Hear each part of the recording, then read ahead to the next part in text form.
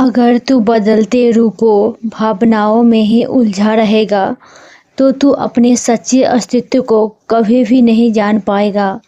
शुद्धता का अनुभव वही होता जहाँ तू शरीर को मन से अलग करके स्थिर चित्त में देखता है। और जब तू इस स्थिरता में टिक जाएगा तो तुमसे तुम्हारी पवित्रता कोई नहीं छीन सकता। तुम ही हो जो तेरा असली स्वरूप को भूल सकता है, वरना वह तो हर वक्त तेरे भीतर मौजूद है, एकदम अचल और अडोल। उसी मौन चेतना में ठहरना ही सच्चा ध्यान है। कुछ करना नहीं होता जहाँ, बस देखती है गवाह बनकर सारी हलचल। सारा आयोजन मन और इंद्रियों का है। आत्मा तो मंच के बाहर बैठा वह दर्शक है जो हर दृश्य को बिना रुकावट होकर हस्तक्षेप किए देखता है। वह कहता है मैं कर रहा हूँ। यही अहंकार तुझे मन के बंधनों के जंजीरों में जकड़ कर रख देता है। यही वह कर्म का जाल है जिसमें व्यक्ति उलझता चला जाता है। अगर तू बस सबको घटित होने दे बिना प्रतिक्रिया दिए हुए, तो यह मन तेरा शत्रु नहीं मित्र बन जाएगा। धीरे साक्षी भाव में प्रकट होने लगेगा।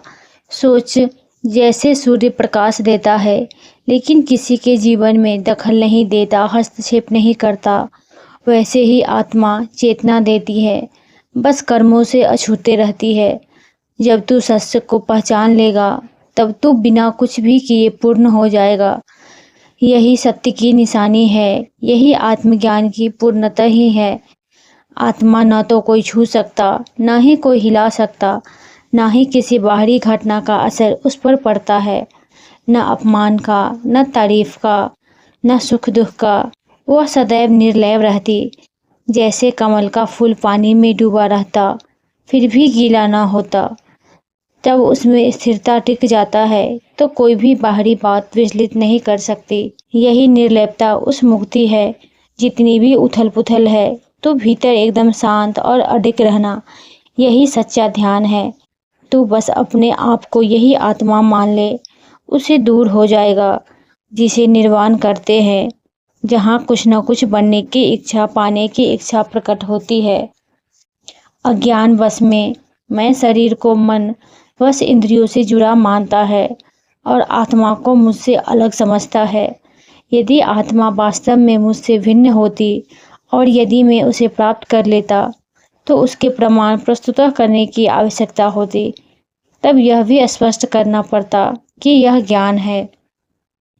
लेकिन मैं ना चाहता हूँ, क्योंकि बोध तो मुझसे अलग नहीं, और न ही स्वयं बोध हूँ, क्योंकि मैं तो आत्मा हूँ जो अपने आप में ज्ञान स्वरूप हूँ। इसलिए इसे किसी प्रमाण की आवश्यकता नहीं होती। ये जो प्रत्यक्ष, उसे सिद्ध करने के लिए किसी प्रमाण की आवश्यकता नहीं पड़ती। वो तो स्वयं प्रत्यक्ष है, उसी में विद्यमान है, तो फिर प्रमाणों की क्या आवश्यकता।